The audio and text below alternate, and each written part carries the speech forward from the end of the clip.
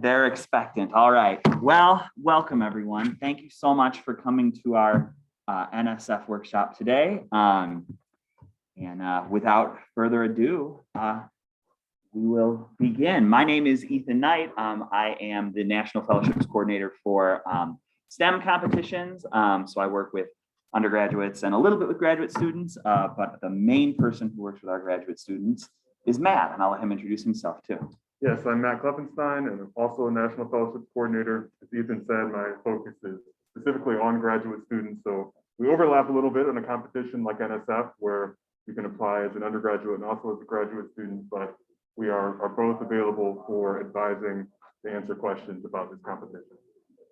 Yep, so let's jump in. We're here to talk a little bit today about the GRFP. All right, come on, Peter.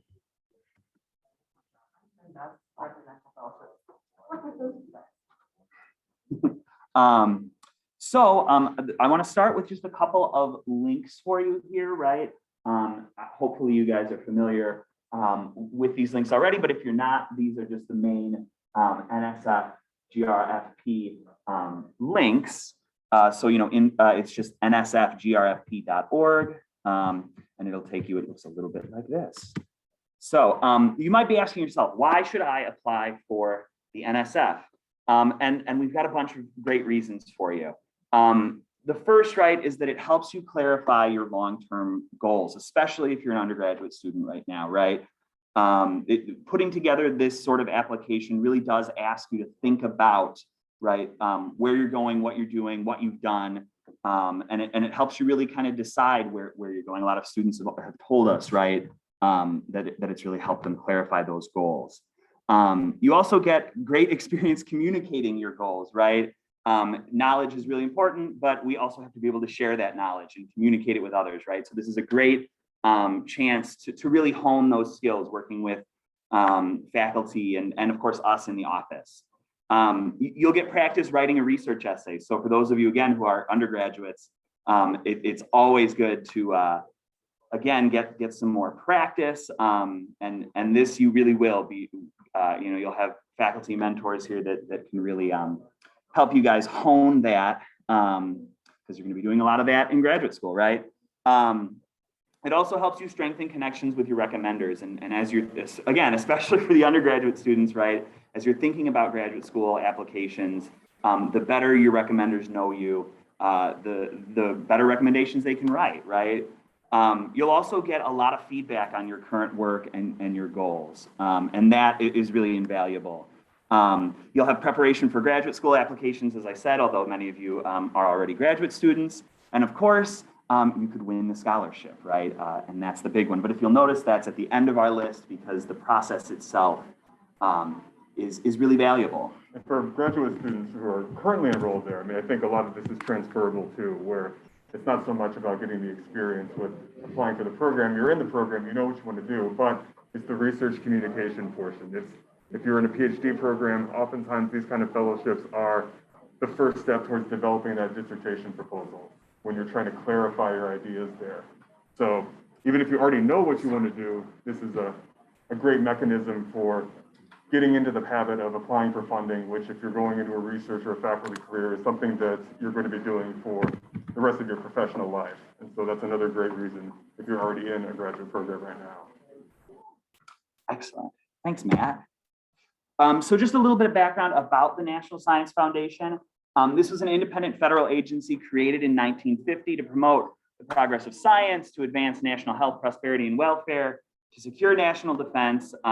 This funds 20% of all federally supported basic research conducted by America's colleges and universities.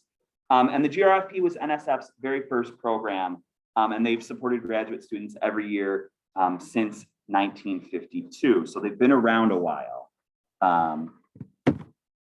The goals of the GRFP, right? So the overall goal of the Graduate Research Fellowship Program is to recruit individuals into the STEM fields, to select, recognize, and then of course financially support those who have demonstrated the potential to be high achieving scientists and engineers early in their careers, right? They want to get you guys at the beginning of your careers. And really, it's also to broaden that participation in science and engineering by underrepresented groups, including women, minorities, people with disabilities, and veterans, right? So there is a commitment to that diversity. Just a few things specifically about the GRFP, right? So it's a fellowship, which means it's awarded to you, the individual. It's flexible. You're in control of your project, who you'll work with, the graduate program you'll apply to. It's unrestricted, right? So there's no service requirement when you're done. It's just money for you. And it's portable. You can use it at any accredited nonprofit institution in the US. So, you know, they want research-based masters and doctoral degrees. So since you guys are scientists, right, you might like some numbers here. So between 2010 and 2019, there were 2,000 fellowships that they gave out each year. And in 2020, which is the last year we have the data for, right, there were about 12,900 applications, which is about a 16% success rate. And you can see it's held pretty steady there for the last few years. In the world of competitive fellowships, that's a pretty good return rate. Mm-hmm. So you should feel, you know, emboldened that this is attainable. It's competitive. It's a great opportunity, but it's not as if, you know, there's no chance even winning aside from, you know, the benefits of the application process. Absolutely, yes. I think, you know, people see 15, 16% and are terrified, but that's pretty high for us. So the award itself, right, it's a 5-year award. It's usable over 5 years. And it's $138,000. It's 3 years of support that you can use over a 5-year period. And it's broken up into $34,000, which is a stipend for you to use to live, right? And then $12,000 as an educational allowance that goes directly to the school that you'll attend in lieu of tuition and fees. They also offer intern, it's called Intern, that's their acronym. It's a non-academic internship program. They've got disability support and support for FASED. They've got these career life balance awards, that's family leave essentially. And if supercomputers are part of your research, you'll have supercomputer access, which is pretty cool. Yes, go ahead. So if you're a grad student, you already have your tuition, so what happens with graduation? That's a great question. Matt, do you know? Educational allowance. I'm not sure off the top of my head. Do you answer this? Wait, to a research assistantship or a teaching assistantship, you mean? Teaching? Yeah. Yeah. Then it would, the college would not have to pay you tuition. It could still go to college. Oh. Yeah. Correct. So Yes. you wouldn't be, assuming you're not. Okay. Right. Yeah. It'd be in lieu of that. Yes. So if you're teaching and you would rather research, right, that's great. You can have more time to focus on your work, right? In terms of eligibility, right, you have to be a US citizen, a national, or a permanent resident. Again, they want early career people, so you need to be an undergraduate or an early career graduate student. And we'll talk a little bit more about that later. You want to be pursuing something that's research-based, right, in terms of your master's or doctoral degree. You've got to be within the STEM fields, including a few of the social sciences, but more on that later. You need to be enrolled full-time in a graduate degree program at an accredited nonprofit US institution. No foreign institutions. That's really important. They want you to be here. Ineligible degree programs. So I hope none of you are part of any of these, because then you're gonna have to listen to me talk for a little bit longer.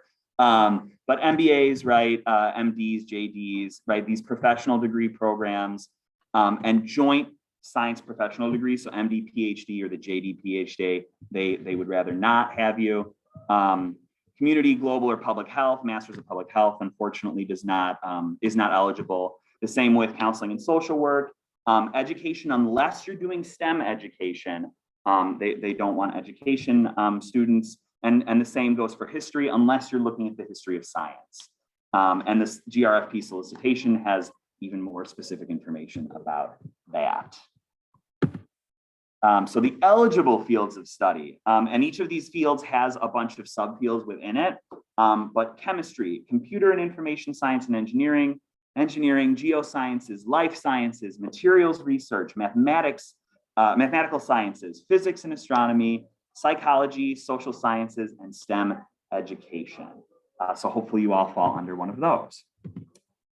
Again, when we think about the ineligible fields of study, anything that's diagnosing or treating disease, anything that's looking at animal models of disease for drug development or testing, right? Epidemiology, disease prevention, really these health-focused goals, right? Those are ineligible. The same goes for clinical research, right?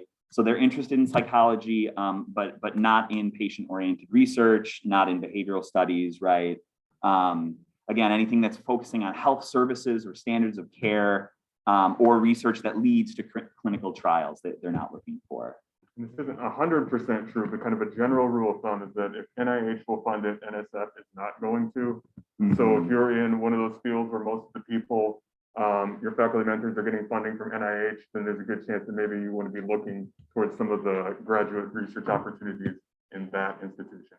Again, if you have specific questions, you can contact us and we can talk about that, because there are some exceptions where there's a little bit of overlap. But in general, if it's health focused, like Ethan said, or especially clinical, then this is not really an opportunity, because NSF is interested in the kind of the science in terms of like hard science and theory, and not so much in terms of the application with human population.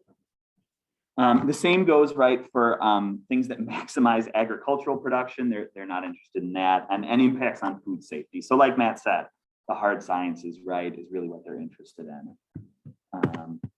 So again, you want to choose your field of study carefully, right? Because when you apply, you're assigned to reviewers based on your chosen field of study, right? What you select. So when you go into the application, you want to select what is most closely aligned with your proposed graduate program of study, right? It might shift from undergraduate to graduate school.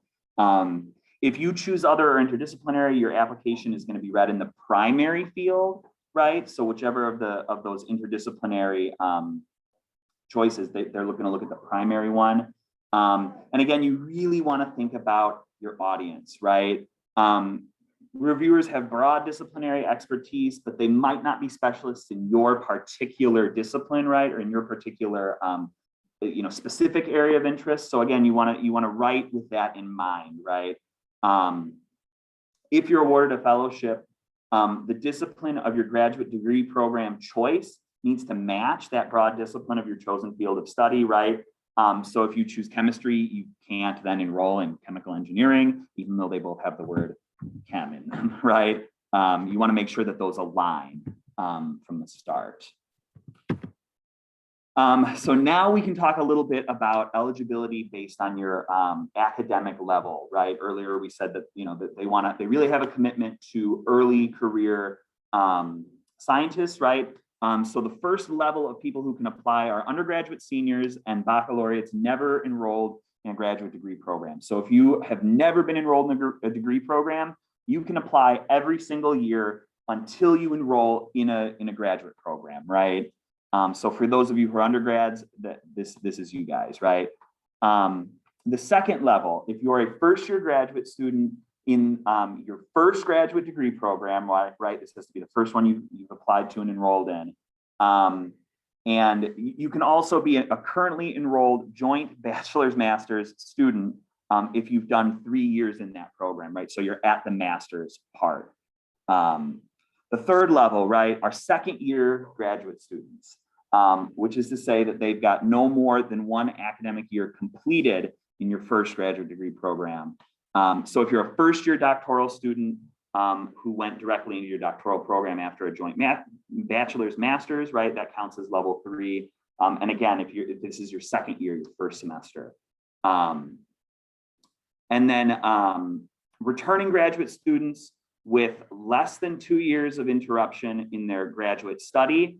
So like if you started and then you had less than or more than this is, oh my gosh, this is embarrassing in front of all the scientists, right? So if it's been more than 2 years, my background is English, so right. with more than 2 years. So if it's been more than 2 years since you've been a graduate student, right? You can have a master's, no doctorates, right? Or more than a year, an academic year in a graduate program, not enrolled in your graduate program at the application deadline. That's very confusing. It's a lot of detail. Go ahead. Question. So for the level one, for the undergraduate students, you don't have to be a senior, or you do? Yes. You can be a senior, or if you graduated and have not much and taken a gap year, you can apply to that, Yeah. but not a sophomore or a junior. You need to have your undergrad degree by the time you start that. Yes. So if you are taking bachelor's, if you do no master's, would you do level two? That would be the next level there. So I'm assuming this is a program where you would have like an MA that's built into the PhD. Yeah, kind of. Yeah, so if you're at that level, then you would just have the one opportunity. Yes. Or I guess directed mid PhD. Is that maybe what you're in? Yeah. Yeah. Mhm. So that would be, you would need to apply then, yes, that your first year, right? Or within the second, Or within the, the yeah, first semester of the second. first semester of the second year.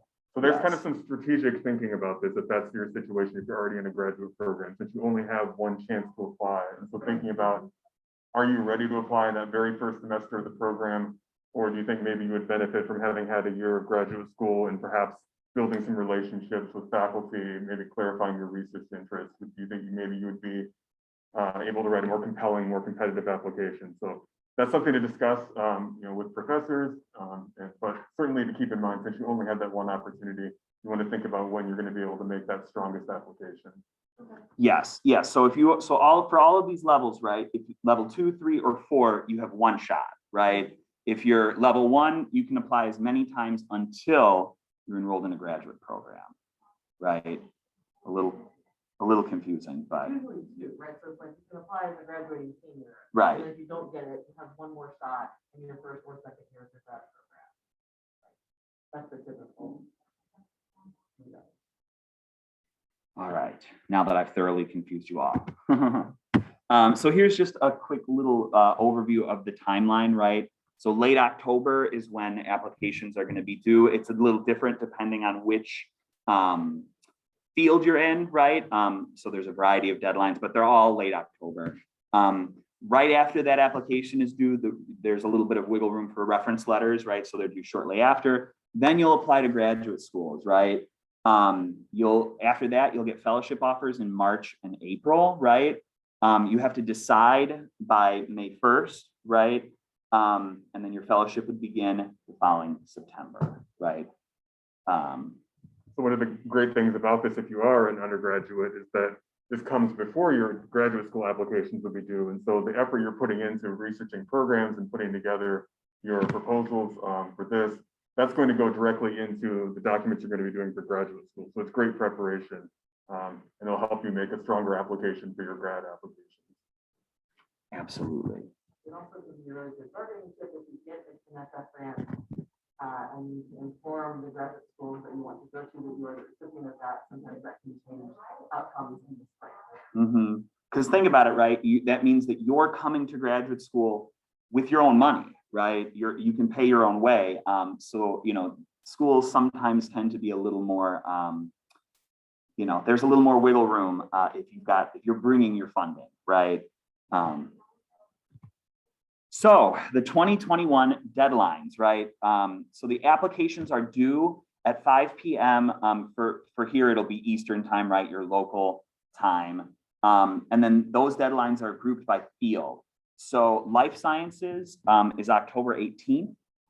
Computer and information science and engineering, materials research, psychology, social sciences, STEM education and learning is the 19th, October 19th. Engineering itself is October 21st. And then chemistry, math, geosciences, physics, and astronomy is October 22nd. And then those reference letters, right? You have a little bit more time to get those in, but it's a single deadline for all the fields. That's October 29th at 5 p.m. No exceptions, no extensions, and no materials accepted by email. So those deadlines are really hard. You want to make them. So what are the materials you need to do this, right? So you're going to need, the application itself includes personal information, your education, right? They want to know about your work and your research experience, right? What you've been working on, what you've done over the last few years. Obviously, they want to know your proposed field of study, and then they want to know about your honors, awards, and of course, publications, right? If you have any. Then you'll write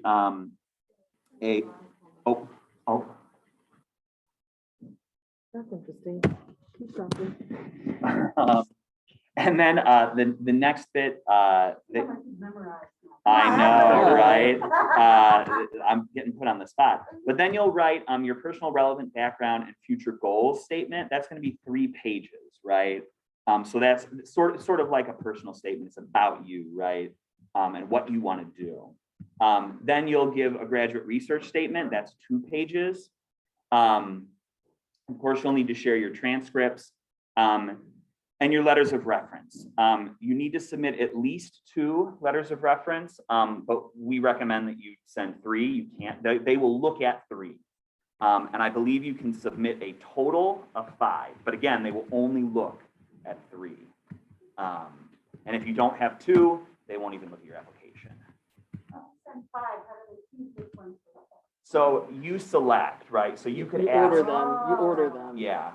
So theoretically, you could ask 5 people and say, well, I think that this letter is going to end up being a better letter than the others, but I asked them anyway. You don't see the letters. Of course, yes. They are anonymous. Anonymous, yes. If you're maybe concerned that somebody who asked me to write a letter might, not get it in by the deadline, there's something there.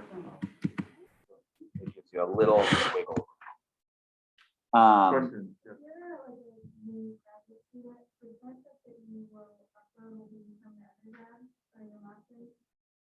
You will have all of them, and then you'll have to show, like, if you're in your first semester, correct me if I'm wrong, you need to show like your schedule to show the classes you're enrolled in if you haven't actually gotten any grades yet. And then all of the. Yes. Mm-hmm. Is that the same question? Oh, sorry. So they also ask for like GPA, like what do I put, like as a person, but. That's a good question. I know that there is if you look in the application instructions, there's an answer to that. I don't remember what it is off the top of my head, but that is addressed like what you are supposed to put in there. Yeah, they'll have something for you. So before you start this application, right, you want to ask yourself a few things, right? You want to ask yourself what's unique about you, what's special about you, right? Keep talking. Sorry. You also want to think about like the details in your life that will help reviewers better understand you, right, and help set you apart, right? Because again, this is an application that is about investing in you as a future scientist, right? They want to catch you early, and they want to send you off to be that, the great scientist that you can be. You want to talk about how you became interested in the field, right, and what you've learned about it. You want to show that you've been thinking about this for a while, right? You want to show your interest, and you want to show why you're well suited, right? Why you are the scientist to go and do this. You also want to talk about how you've learned about the field, right? Is it through classes? Is it through your readings? Is it through, research? Is it through talking to professors, right? You want to talk about how you've gained your knowledge, right? You want to show them that you've capitalized on the opportunities made available to you, right? That you took that initiative, right?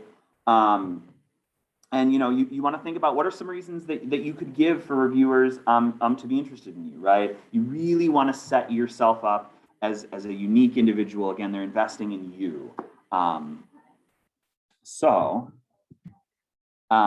will you be evaluated on? Well, first and foremost, you'll be evaluated on intellectual merit, right? And this question, to help sort of understand that, right, is to ask yourself, how important is your proposed activity to advancing knowledge within its own field or across different fields, right? So how important is it to advance that knowledge? And this is what they're looking for, right? They want to see your potential to advance that knowledge. So your demonstrated intellectual ability, grades and awards, things like that, the classes you've taken. And then the other evidence of your potential, right? Such as your ability to plan and conduct research, right? That you'll show through, your research experience, right? Show that you can work as a member of a team and independently, right? that you can interpret and communicate your research. Again, think about your audience here. And that you can take the initiative, you can solve these problems, you can persist, right? These are all the things that they're looking for in potential grantees, right? And intellectual merit is found in all parts of the application, right? Your personal statement, your research plan, your letters, your experiences, your awards. You really want to infuse this throughout, and in some places explicitly. You're asked in the personal statement and the research statement to have like direct sections that address this, the two criteria, the intellectual merit and then the broader impacts, which we'll talk about here in just a second. Yep. So Matt's led us right to the other thing you're evaluated on, right, which is broader impacts. So again, they want to know how well does the proposed activity benefit society or advance desired societal outcomes, right? So they want to know like what's the potential impact of you on society and the potential impact of your research, right? Why is this important? What's the exigence here, right? So, you know, a couple of examples, you know, we've got increasing participation of underrepresented groups like women, students with disabilities, veterans, right? That can be part of it. That outreach, mentoring, improving STEM education in schools, increasing public scientific literacy, right? Community outreach, the ways in which you're working with the community around you, right? The sort of larger potential, how you would impact a diverse and globally competitive workforce, right? They want to think globally big, and increasing that collaboration between academia and industry, government, things like that. And again, this is infused throughout the application, as Matt pointed out, right? There are sections that ask you to directly address this. And these two criteria are considered like 50-50, weighted equally in the evaluation. So it's very simple in some ways. I mean, it's complicated to figure out how to articulate that effectively, but at least there's just kind of two big things to keep in mind. So you need to make sure that you're addressing both of them consistently throughout there, and then also giving appropriate weight to them because they're going to be weighed equally by the reviewers. And also say the societal benefits are the ones that the NSF has identified. Those are the things that they are giving as examples. There is zero expectation that you are doing all of those things. Right. It's like find the one or two that speaks to you and your activities and not just the Yeah. And of course, right, these are some of them that they've come up with, but you're not limited to these. So if we had our fellowship, yes, we do. Oh my gosh, I'm so sorry. That's true. So I really should say some words from our fellowship peer mentors and faculty. So I will be quiet for a little bit. And if you want to come up and introduce yourself and yourselves, I guess everybody. My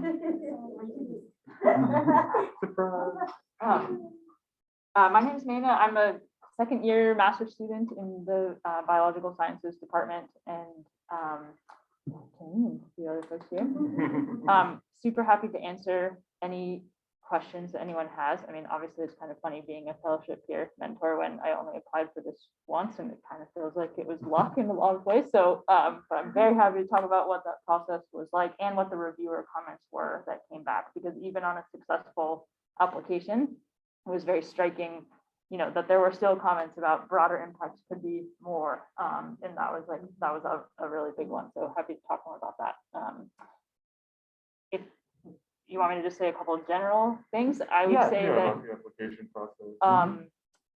I would say it takes a lot more time than you think it's going to. It was by far the hardest application I've ever put together. So that's one, like really budget time, like start now, even just in the form of really diving into your ideas and brainstorming and seeking feedback from classmates, lab mates, faculty, you know. And a lot of people are really willing to share their application materials. And so oftentimes faculty or grad students will have like, you know, a Google Drive folder of, hey, here's all the applications that were successful in our lab in previous years. And so turn to those, even if they're in different exact fields of study, they can be super helpful to see. And sometimes they'll include reviewer comments. You can say, oh, about this application, what did reviewers say about that? Another thing I would say that was really hard for me, as these guys said, the personal goals background statement is 3 pages and the research statement is 2 pages. And I think a lot of us that are really excited about our research, we could write a heck of a lot more about our research, and it's a lot harder to write 3 pages about yourself.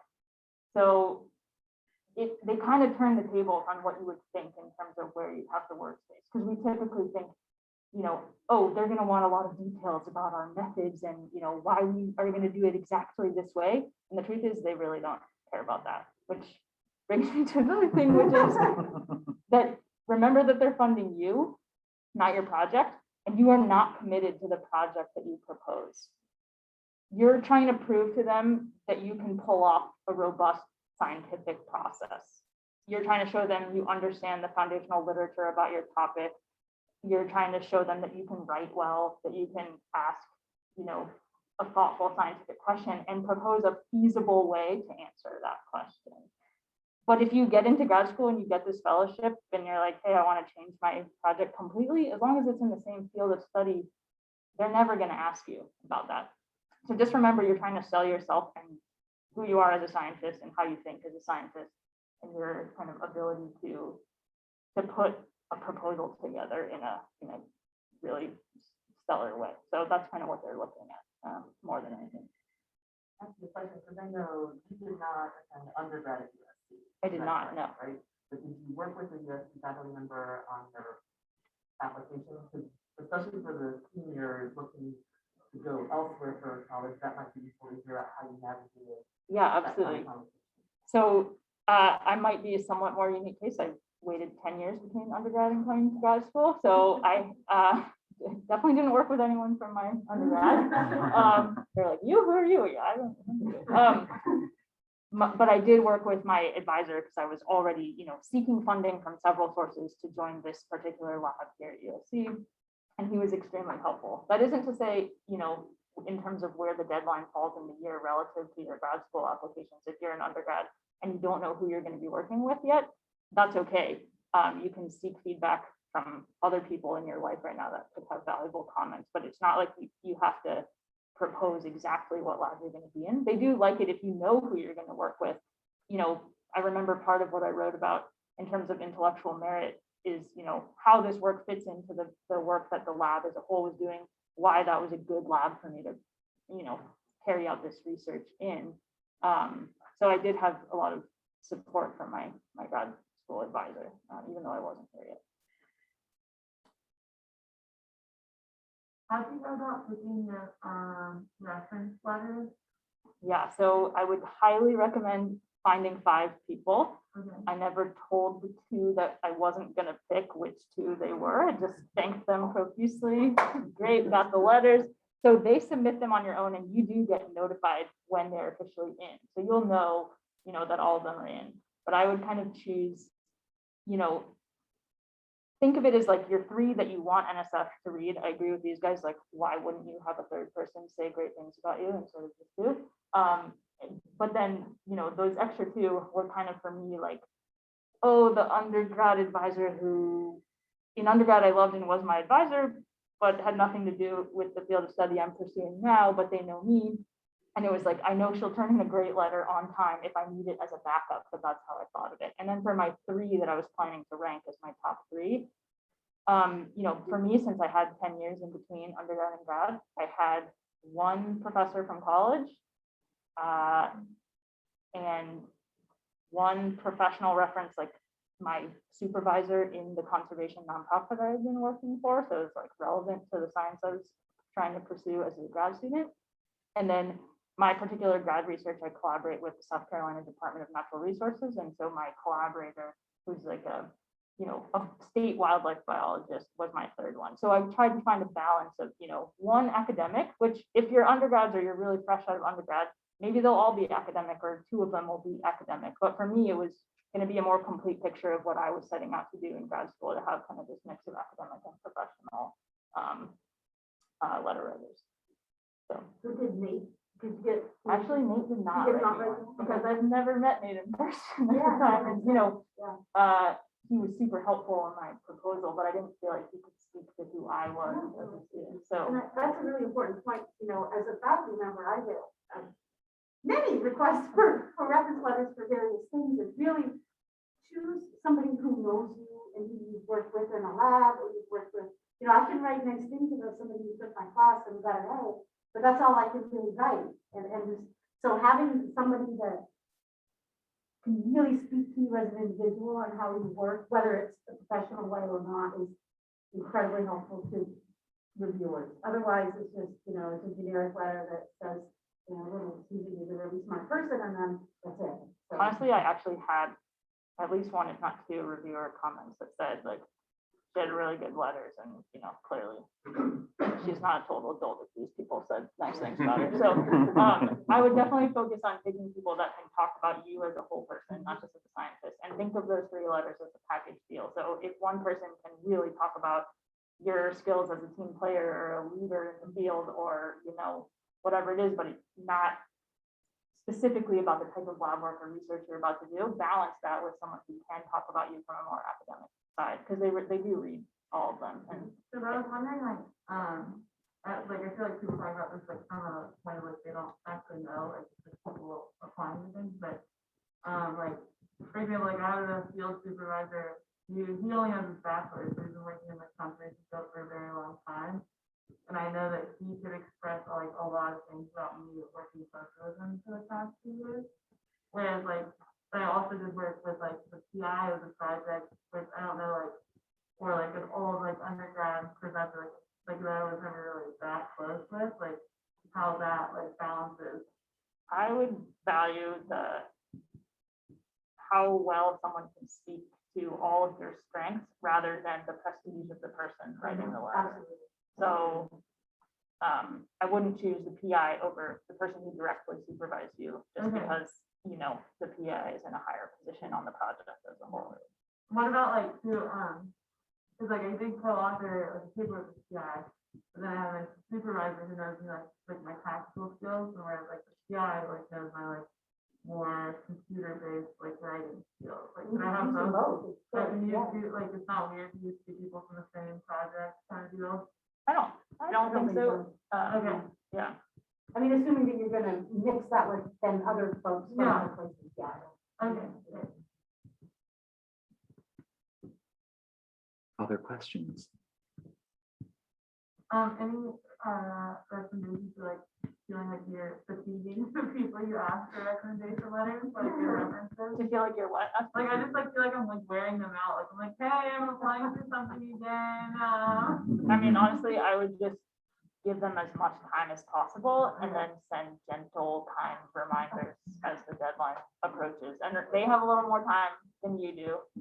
And if you are close with this person, you know, you can send them, you know, once you feel confident in your draft, and maybe it's not quite there yet, but it's close enough. Like, I think they appreciate knowing what it is you're proposing so that they can speak to that with a little bit more detail.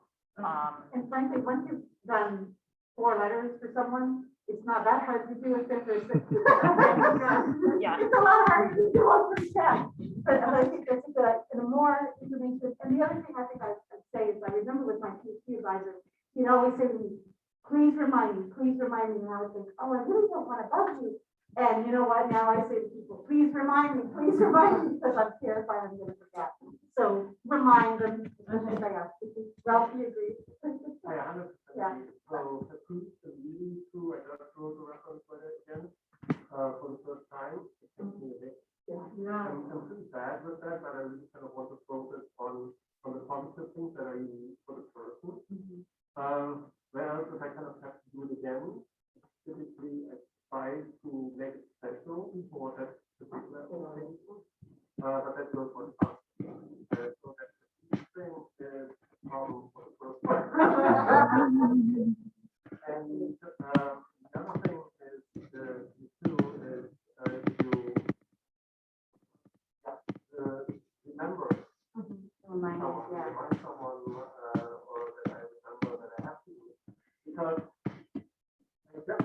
I am good with that, but you never know how bad your things are.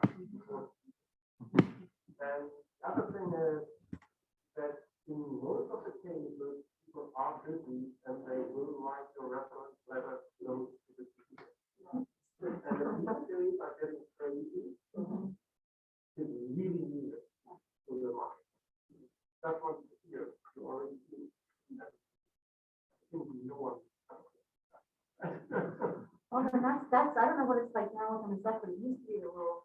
It sounds like they're doing it a little bit differently now, but that I have, one of my former students ages ago applied for one of these, and she had one of her external letter writers who was not me, and was not somebody from this institution, but they forgot to send her letter in, and they canned her proposal, they would not even look at it, because, It used to be you didn't have three, they wouldn't read it. yeah, But now they've adapted, so if you have two, they'll read it. okay, that's But it's good. not a strong application, like you want three letters. But this was I know tragic, that- because this was a really strong candidate, but it was just somebody who's faced, and she didn't, apparently, she didn't bug enough, so bug.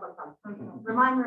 And if you feel nervous about the fact that, oh, you're my backup person and I don't want you to know, like if you're close with that person, you can tell them and say, hey, can you just like copy and paste the letter you wrote for me last month? You're gonna be my backup in case so and so doesn't write one. But for me, my two backups were people who weren't in the sciences, not as familiar with NSF, knew me really well from my undergrad or my professional time, but they didn't know that that NSF only looks at 3 out of 5. So get those 5. It's just like buy yourself the peace of mind. Like why not ask 5 people who know you, and you get to choose which 3 you want NSF to look at. So it just gets you a little, in case someone has a terrible day the night before the deadline and you can't get it in, you have a backup one, and that's worth it. I just want to remind everyone here too, and I think our faculty members would agree with this, when you're thinking about asking people as well, that if you're a faculty member, this is part of your job, like mentoring, teaching students, providing letters of recommendation. So obviously you want to ask with plenty of time, and you want to make sure that you're being respectful. There are many responsibilities, but you shouldn't feel like you can't ask somebody because you know that they're busy. If you're giving them enough time, if you're asking them several weeks ahead of it, then there's a reasonable expectation that unless they just don't know you well enough or don't feel comfortable, that they should be making themselves available for providing this. I have to say something that might have been misunderstood before. You should not ask for your reference letter 3 days before the due date. Because I really still need the time to already think about it, to make sure that I have all the material about you. So I will already in my mind prepare for the day I'm going to write. And if only I get it at that day, that's not the thing. So I usually say no, yeah, I can't get my brain. If you ask me 3 days ahead of a NSF deadline to write you a letter, I would just shake my head and say, oh, honey. So if I say, oh, honey, you know what I mean? If you ask me now if I can do something for you in a month, I feel great, and you'll say, oh. Sure, I'll do that, no problem. But if you ask me to do something, and no matter when that is, within the next 3 days, they are already completely packed. And so I need to know better than that. I promise I wouldn't say, oh, honey, I'm not that. I would change it though. Any other questions? Oh, go ahead. So, I'm not sure, but I just want to I think the context of those words about it and stuff.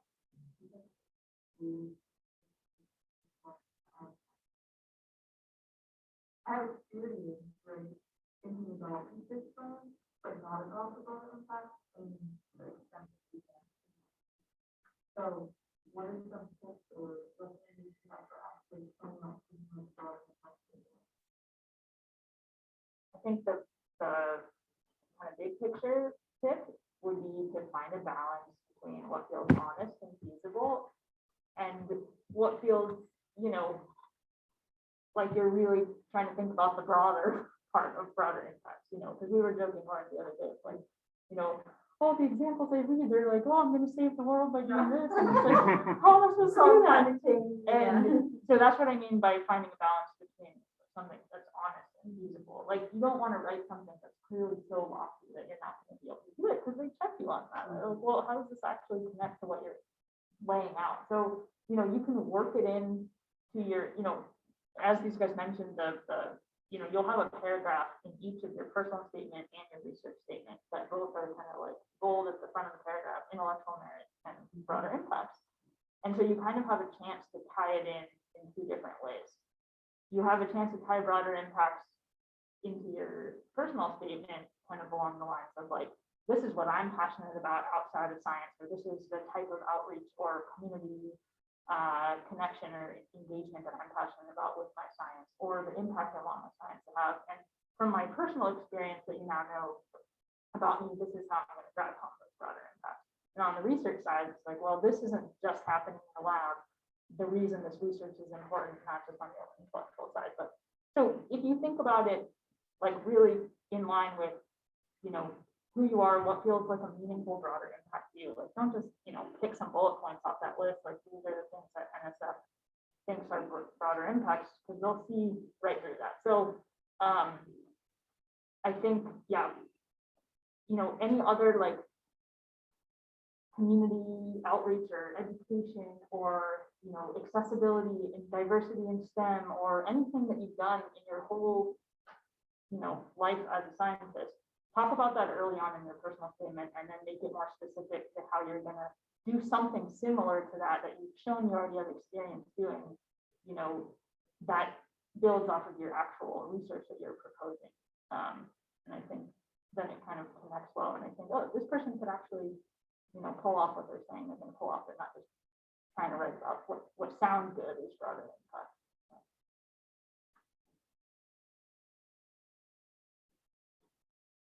All right, I think we may have a few more slides here. So thank you so much to both our FPM and our faculty members. And we have resources that will be made available to you that will build on this, which Ethan will Absolutely. talk about a little bit later. So, including previous proposals, because it's always very helpful to see an example. Yeah, and we are here to support you. So let's get back to the application. It's the fun of the application, right?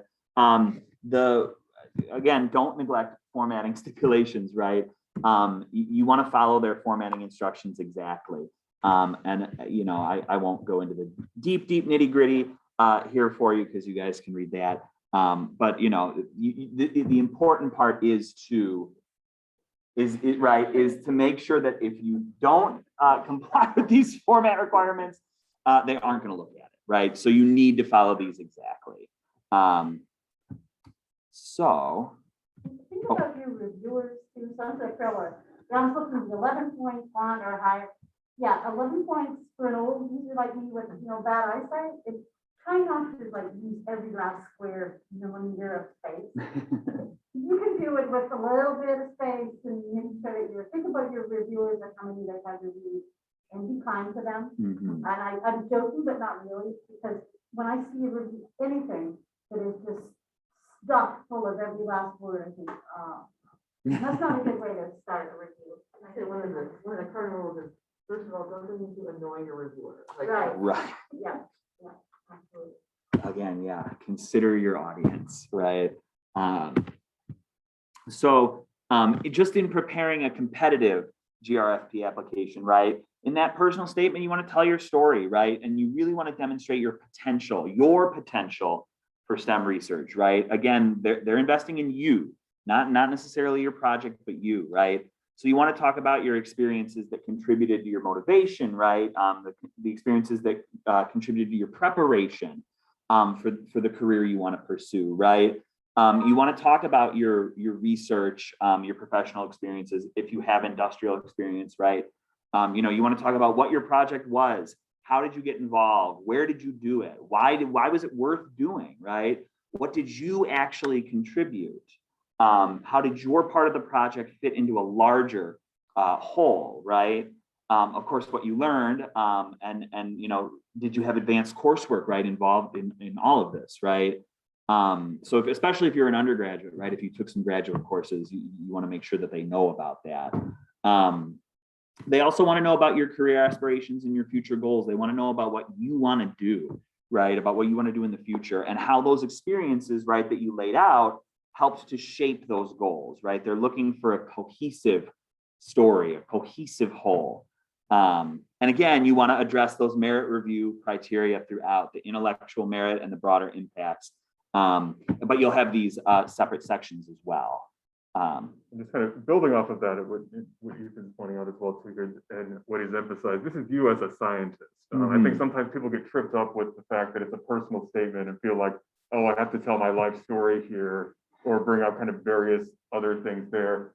It's about, like Ethan said, a cohesive story, showing how the things that you've done are kind of naturally, even if that's not how it played out in real life, this is a part of your ability to communicate a compelling argument, making it seem like the things that you've done are kind of naturally building to why you want to be in science, why the particular graduate program you're pursuing is the right fit, and that sort of thing there. So it's your story, it's your personal journey, but it's your personal journey in science, in research, and pointing towards that future trajectory of a career as a researcher or in some way, other way involved in the scientific community.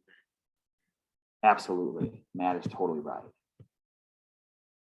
In terms of your research statement, right? You want to describe that proposed research plan, of course. You want to communicate your research idea and your approach, right? You want to talk about your plan and methods. You want to talk about what you expect to learn and how you'll know if your project is successful. And then of course, you want to know about what you want to talk about what you need to do next, right? Keep in mind, again, remember that your audience may not be experts in your particular subfield, right? So you want to avoid jargon, you want to communicate clearly for these non-specialists, right? And you want to make your contributions clear, right? Again, what you did. And again, you'll want to clearly address, again, the merit review criteria, intellectual merit, broader impacts in specific separate sections, but of course throughout. Just one thing to add that I meant to say too, when I was talking about how much harder it is to keep your research statement to 2 pages and have 3 pages that you have to fill talking about yourself. You need to start your research statement really couching your questions in the broader literature so that you understand theory as a foundation in your field and show how your question is important in a way that's building off of what's already known in the field. And that was really hard for me because it left very little room to dive into, my specific methods and why I thought this project was going to be successful and how I was going to measure it and what my hypotheses were. So the trick to think about it is, I study a species of migratory shorebird called whimbrel that probably no one has ever heard of in this room. And I wanted to spend the whole research statement talking about whimbrel and how they're declining and why this research is so important. And actually, I'm going to talk about the theory in ecology behind, trade-offs and how migratory species have to consider different elements when they're making trade-offs for survival and blah, blah, blah. And barely introduce whimbrel. By the way, here's the study system in which I'm planning on studying this broader theoretical question. And that was the hardest part of the research statement. So really think about, what literature you're going to cite to kind of build a case for why this is an important position to the body of work in your research area. And remember that your specific thing, even if it's what you're most passionate about, to NSF, you want that to be presented as the lens through which you're going to study this, important scientific question on a broader level. So in short, remember your audience, right? I'm just going to keep saying that phrase over and over again. Thank you. Transcripts, right? Everybody's got to send in their bachelor's degree transcripts. So this answers an earlier question, right? They're required for all institutions listed, right? You want your graduate transcripts if you've got them, right? But these first year graduate students, if you don't have that transcript available, you'll upload your schedule or your enrollment verification. And official or unofficial transcripts are accepted, right? As long as they meet the requirements in the Grfp solicitation, which you'll all print out and read and love. I have mine printed out, highlighted, marked up. So I'll just toss that in there as well. And again, PDFs only, no links. And again, the big scary red, applications will not be accepted without a transcript. So make sure you've got that component. I would recommend get an official transcript if you want to see. It's much easier to read than the unofficial transcript. So worth paying for and uploading, but they will accept your time. And if you're not a graduate student already, you will probably need those transcripts for your graduate school applications. So 2 birds, 1 stone. Reference letters, right? As we've talked about, 3 are strongly recommended, but you need to have at least 2. You've got those 5 reference letter writers. The top 3 will be used. I won't bore you guys too much with this since we've already talked about it. Again, just make sure they make that deadline, right? The deadline is very important, and they don't mess around with that. So comprehensive review, right? You're reviewed based on your demonstrated potential for significant achievement in STEM. Using this comprehensive holistic approach, they're going to look at, they're going to give balanced consideration, right, to all aspects of your application, all components, that is. So again, it's holistic, right? They're looking at the bigger picture about you. And then just some general advice from NSF. Start early is the first one. And we've already heard this great advice, start early. And then you'll get my great advice, read that current solicitation and read it again. And then maybe one more time for good measure. Highlight it, make marks in it. They've got tips and frequently asked questions on their website. So again, get to know the website, get to know the solicitation, because you're going to be spending a lot of time looking at that stuff. Make sure you address that merit review criteria, right? How many times have I said the words merit review criteria today? Keep that in mind, right? Again, describe your honors, your experiences clearly. Think about your reviewers, right? Think about how many of these they're going to be reading, right? You want to, again, think about that audience and how you can be nice to them, right? Part of that too is like, there might be awards, like if you have a Magellan on campus, you know what that is, but a reviewer for NSF is not going to know what that is. Nope. So giving some context and explanation to those types of awards is part of what that means. Yeah. Your statements should be interesting and clear. You know, have your colleagues, have your advisors, have us, right? Look at your drafts, right? Particularly us. We're happy to work with you guys on those drafts. And with a fine-tuned comb, fine-toothed comb. Again, share your materials with your letter writers, right? Give them as much information as possible to make their job easy for you and so that they can write the best letter. So you definitely want to be communicating with them and sharing your information with them. And of course, confirm your reference letter writers. Make sure that they've said yes, right? And that they can write a strong letter and that they've submitted. You can also view your application package status on the website, right? You want to keep an eye on that. And obviously don't forget to hit submit. That's kind of the most important part, right? So if you're interested and you want to know what to do next, well, we've got a couple of things for you. You can come talk to one of us. We would all love to talk to you, but Matt and I in particular know the GRFP pretty well. Obviously, review the website. I've said it before, I'll say it again. Review the website, print out that solicitation, know it and love it. Go ahead, you can begin right now. Start working on your application, right? We want to see your drafts. Share them with us as much as possible. You can make hour-long essay review appointments with us. If you're an undergraduate student, you do that through Navigate. You'll go to involvement and engagement. You'll look for fellowship, national fellowships advising, and then you'll be able to see all of us, all of our availability. If you're a graduate student, I will have a QR code for you here in a minute. Talk to one of our fellowship peer mentors, right? We can help connect you with people who've applied for the NSF before. And of course, right, submit your application by the deadline. Figure out which deadline is the one for you and submit. So I think, so here are resources. Oh, sorry, Jen. Oh, yes. We ran out of hard copies of the timeline, so some of you have those, and some of you don't, and if you don't have a moment to get access to that.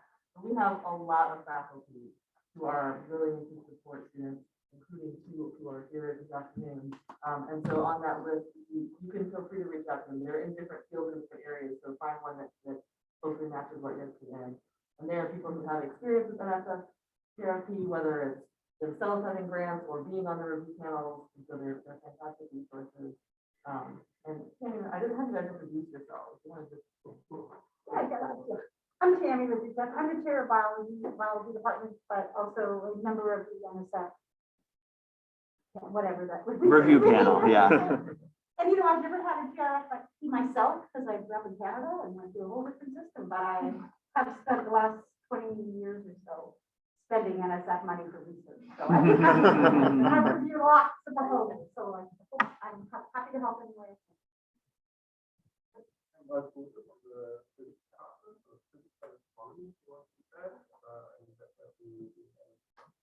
Other than that, I didn't know that I can echo so much as Penny said. I'm coming from Germany, not from Canada, but 20 years I can do that brand successfully. It's a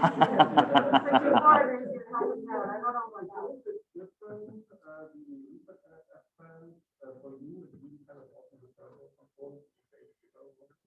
in it, but there are a lot of things I will do.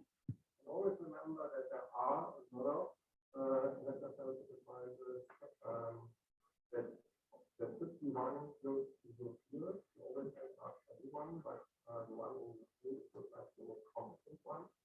And then definitely these people there are always. And we serve that function of being like that outside reviewer. We're a little bit less close to that. So while we can't comment on the intellectual content of it in your specific discipline, we understand proposal writing, argumentation, effective communication and writing. And so that's where we can complement the feedback you're getting from the faculty advisors and from the faculty mentors that you have. And there is something like water insect. It's called water insect or the fraud. And so I even kind of would say they might have to give you a better understanding of what is reasonable there and not reasonable. I personally, when I'm on the committee, even kind of don't like to call it insect, like things so much. Because the text that you find becomes more and more standardized. Because people just know what to say. And then it's not helpful to me anymore that I kind of just get that under consideration. So what makes it before that we really kind of make it personal so that I see this what you and in the personal stages you also kind of see how what you are doing really kind of reaches out into other areas in life. That is already something that should to a degree also appear in the flora impact. So these are things are not different. The more protected there are, the better of the feel I get that we put in other flora impact. Here are just a few resources too for you guys. I know we're coming right up to the end of time here. So if you do have to skedaddle, you Yeah, that's fine. It's Follow up fine. with us, it's fine. We're a little over 5. But. Yes. So again, this is just some information about us. Oh, and I guess we didn't put I thought we had our link in there, but we've got a link for you in Calendly. Grad fellowships and grad students can't make appointments for navigating. Yes. And I've got a few of my business cards up here that works too. We've got some stickers as well for you guys to grab. We want to say thanks. Here's my email and Matt's. And it is now after 5 o'clock, so we will not hold you any longer. If you're a graduate student, please make sure that you use the QR code to sign in, but you are free to go. Yes, Jen has one. If you didn't already get a chance to do that, just so we can follow up with you.